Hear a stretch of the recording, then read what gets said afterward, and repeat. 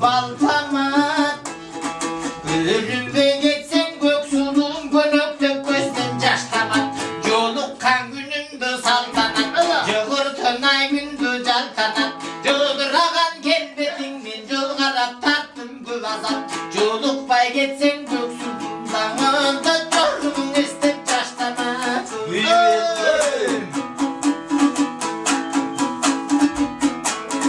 Hacarım candı su satkın. Atayın geldim uzaktan ayperim tura düşünüp akılım benim uzatsam. Ürkümün candı su satkan görgünü geldim uzaktan. Köksudum tura düşünüp beni kökünün benim uzatsam. Bir tegenü de beldeyim.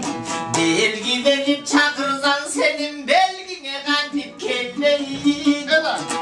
Öbür gündü cerdeyim gönüllüm benim çakırsam senin gölgeline gelmeyin.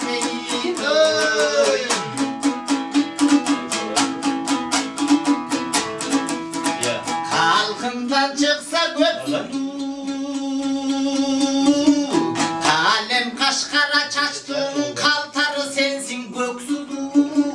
Karaca akımda kancalık açsan hep sulu. Yelimden çıksa duy göksüdü. Yendiksiz sulu kızlardından herkesi sensin göksüdü.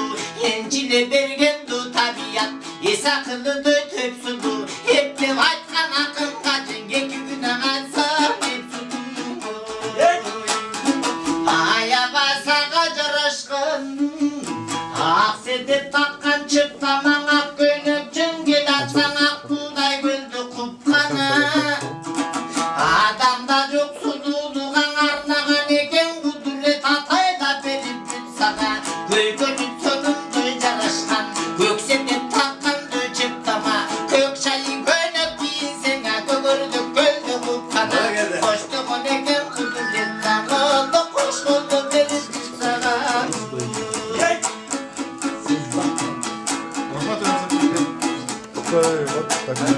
Altı bir kanata gürgün.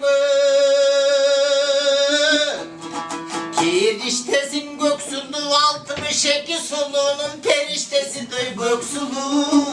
Harmanda kaldık koşullay geyiştesin bu göksulu. Ceti bir kanat doya gürgün. Keriştesi duy göksulu.